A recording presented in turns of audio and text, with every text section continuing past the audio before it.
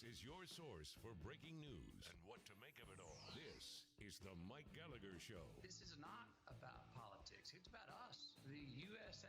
And look at how great Americans are when purpose comes to us in a crisis. And two tribes start to fight each other in partisan politics. And that is not what we need. We need a collection right now. This is a tug of war with the virus. We need all hands on the rope. Now, from the ReliefFactor.com studios, here's Mike Gallagher.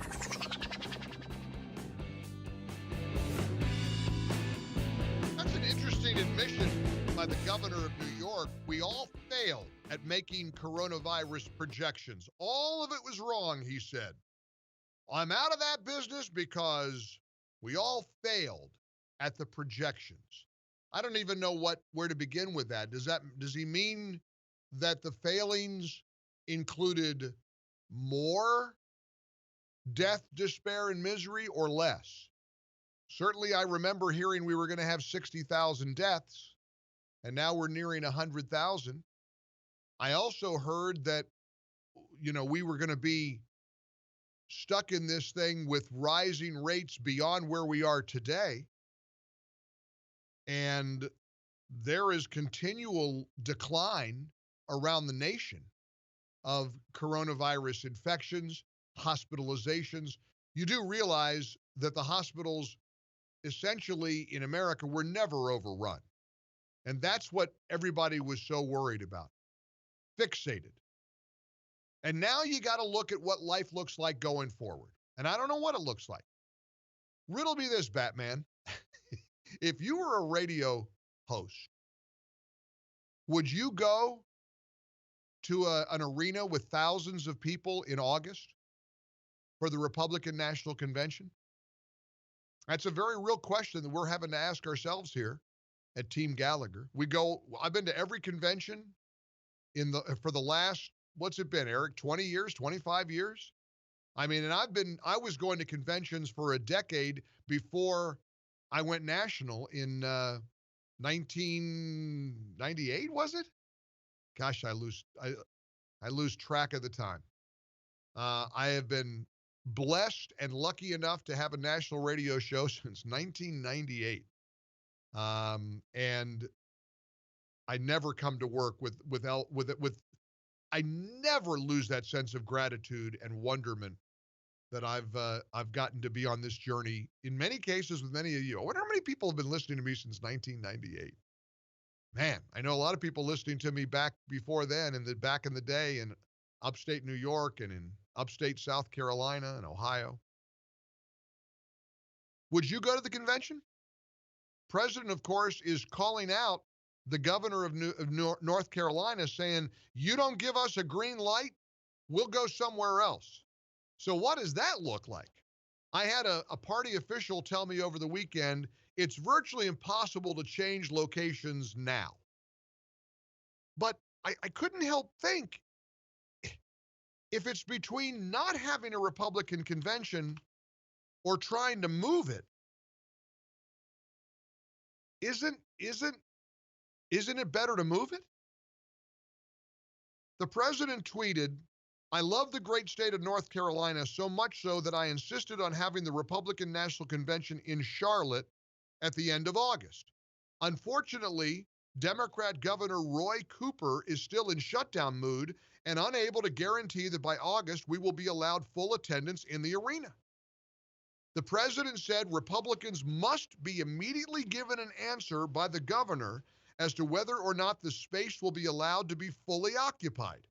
If not, we will be reluctantly forced to find, with all of the jobs and economic development it brings, another Republican National Convention site. That is not something I want to do, the president said. Thank you, and I love the people of North Carolina. The president said the RNC is willing to spend millions of dollars building the arena to a very high standard without even knowing if the Democrat governor would allow the Republican Party to fully occupy the space. Here's the question, and I hate being this cynical. I hate being this negative. I hate being this suspicious. But do you think a Democrat governor of a state like North Carolina wants the Republican convention to go well? They are already they are saying they're going to do a virtual convention on the Democrat side, right? Now let that sink in. How does this look? How do you have a Democrat convention that's, on the internet and a real life red, white, and blue Republican convention in person? I think it's called the Spectrum Arena, right? In Charlotte, North Carolina. Do you realize what an advantage the Republican Party is going to have over the Democrats? A couple of months before this essential, crucial, important general election on November the 3rd? And a lot of people are telling me, I've just got a lot of text messages coming through right now on the MyPillow text line, 800-655-6453 if you want to send us a note. If you don't go to the convention, they win. You're being a victim to the hysteria by the narrative if you don't attend the convention. It's a good question. I'll pull back the curtain a little bit and share with you, we always have a debate at the network about whether it's advantageous to be somewhere or cover it from wherever we are. We have the tools to cover an event from anywhere.